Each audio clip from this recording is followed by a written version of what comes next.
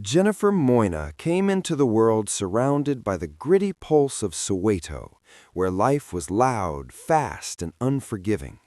She grew up in a crowded shack, sharing a mattress with 8 siblings. Her mother, Grace Moina, roasted mealies by the roadside to keep hunger away, the smoke rising like weary prayers. Every morning, Jennifer helped arrange the first batch of corn on the grill. The heat of the fire often bit her skin, but she endured it with quiet resilience, learning early that dreams didn't grow in comfort, they grew in fire, smoke, and survival. During weekends, she walked barefoot across the taxi rank, carrying a bucket of iced water on her head, calling cheerfully, "Cold water!" When her siblings cried, she carried them on her back. At night, she listened to Grace whisper exhausted prayers. "God, help my children escape this life." Jennifer would lie awake, staring at the ceiling patched with cardboard, and vow silently, "I will make Mama proud. I will pull us out."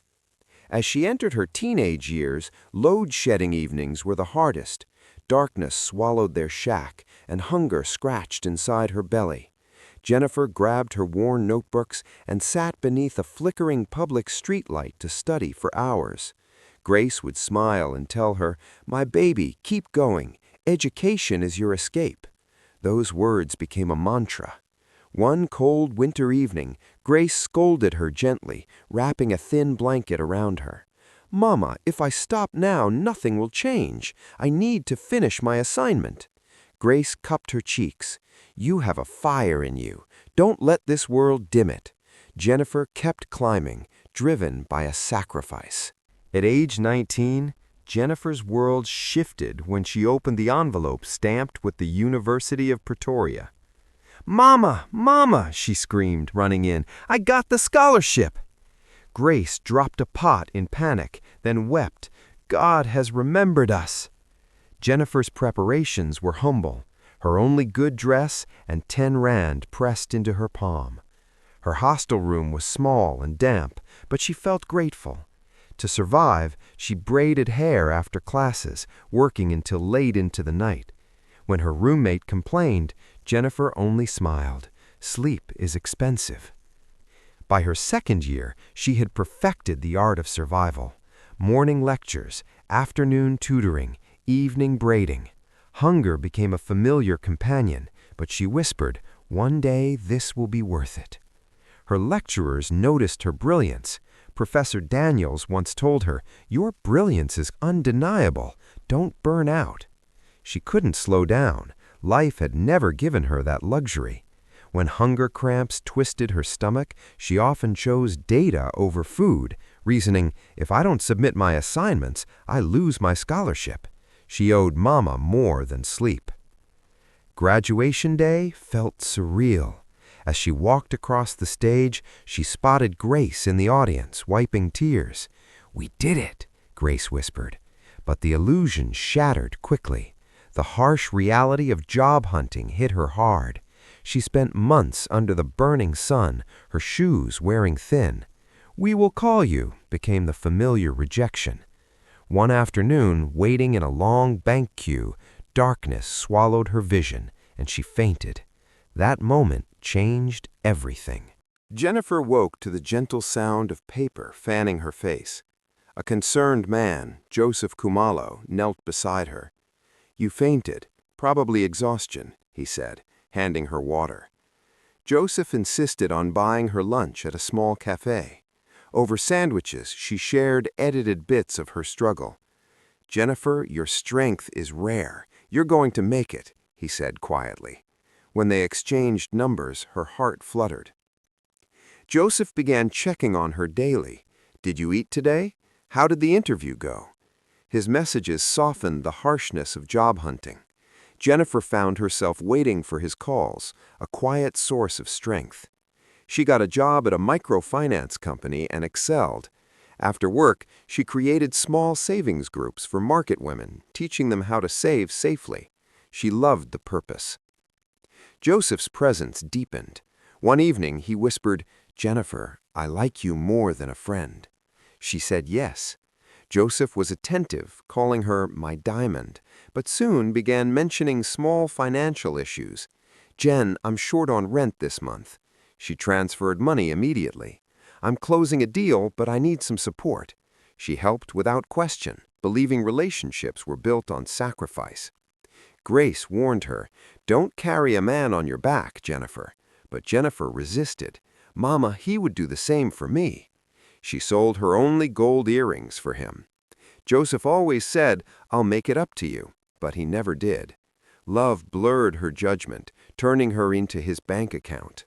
Jennifer's business blossomed far beyond the modest savings groups. Her ability to organize and build trust drew more members.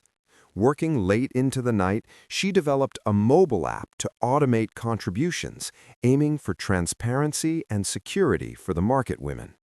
With borrowed laptops and sheer determination, she launched the app to overwhelming success. Vendors applauded her clarity. Jennifer suddenly found herself invited to meetings, asked for interviews, and recognized in business circles. Newspapers began calling her the Stockfell innovator. Despite the attention, she remained humble, never forgetting the Soweto girl who studied under streetlights. Joseph watched her rise with a mixture of pride and something darker he tried to hide. "I knew you'd be great," he'd tell her, but his eyes often lingered on her banking alerts and business emails. While Jennifer celebrated her growth, Joseph was quietly calculating the potential he believed he deserved. Buying a proper home for Grace became Jennifer's first major goal. She found a small but beautiful house in Pimville. When she pressed the keys into Grace's hand, her mother wept. "God has remembered me." That night they celebrated in the warm dining room. "Protect your heart," Grace warned. "Good men don't always stay good when money enters the room." Jennifer brushed it aside.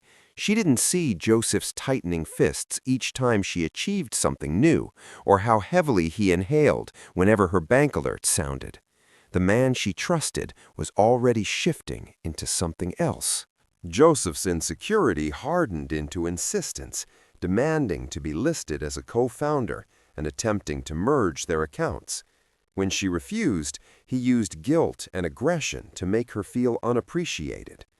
The breaking point came when Jennifer returned home early and overheard Joseph on the phone. "She'll sign everything. Jennifer trusts me more than herself." He was planning financial manipulation.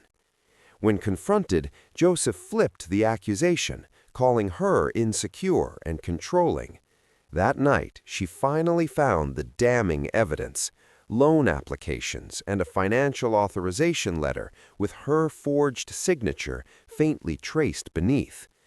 "I've been a fool," she whispered, the shame of betrayal overwhelming her. The next quiet shift was the most dangerous. One evening, Joseph insisted on making her tea, something he rarely did. "You need to calm down, Jen," he said with exaggerated gentleness. As she lifted the mug, her eyes caught tiny grainy particles swirling near the surface. Her heart slammed against her ribs. "Joseph, what did you add?" When he forced her to drink it, she set the mug down slowly, claiming it was too hot. "I'll drink it later." The pressure in his voice terrified her. She stood abruptly, and as soon as he left the room, she rushed to the bathroom and poured the tea down the sink. "He's trying to kill me," she whispered. Jennifer knew then that she was fighting for her life, not just her company. Jennifer barely slept, keeping one eye open while Joseph lay beside her. In the morning, he woke up humming, believing the poison had worked. Before Jennifer could gather her thoughts, Joseph burst out of the bedroom, screaming theatrically for neighbors to hear. "Help! Jennifer collapsed! She's not breathing!" Jennifer was already hidden in the bathroom. He didn't check for her. He simply assumed she was gone. "He wanted me gone," she whispered, dialing the police with shaky fingers. "I'm alive, but my partner thinks he has killed me. I need protection." Officers arrived discreetly. Meanwhile, outside the front door, Joseph's voice rose theatrically for the gathering crowd. "It was sudden. She was my everything." Jennifer heard his lies, bile rising in her throat. The officers led her out quietly to a safe house in Pretoria, shielding her from his view. At the safe house, Officer Dlamini assured her, "He thinks you're dead. That gives us the opportunity to catch him in the most undeniable way." Jennifer swallowed hard, realizing her survival was now a weapon. While she stayed hidden, the police monitored Joseph. "He's informing everyone you passed suddenly," Dlamini reported. Joseph, performing grief convincingly, arranged an expensive funeral at a large church. He hired professional mourners, handing them envelopes of cash. "Cry loudly, make it believable."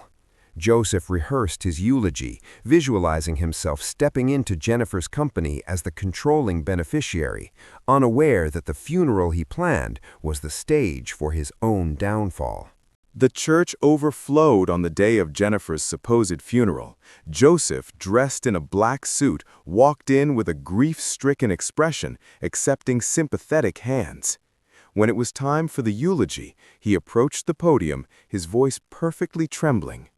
"Jennifer, she was more than a partner to me. She was my future, my strength," he cracked subtly. "She trusted me with everything she had." His internal monologue was darker. "The moment this service ends, her company becomes mine." Outside, Jennifer stood with Officer Dlamini, her body trembling. "He really wanted me dead," she whispered, but the wound hardened her resolve. "You walking in alive is the strongest evidence," Dlamini reminded her. As the congregation said amen, the double doors parted. Jennifer stepped forward, dressed in white, followed by two uniformed officers. Gasps erupted instantly. "She's alive!" one hired mourner screamed. Joseph froze mid-sentence, gripping the podium. "No, no, this can't be," he whispered, shaking violently. Jennifer approached steadily. "You buried me too early, Joseph."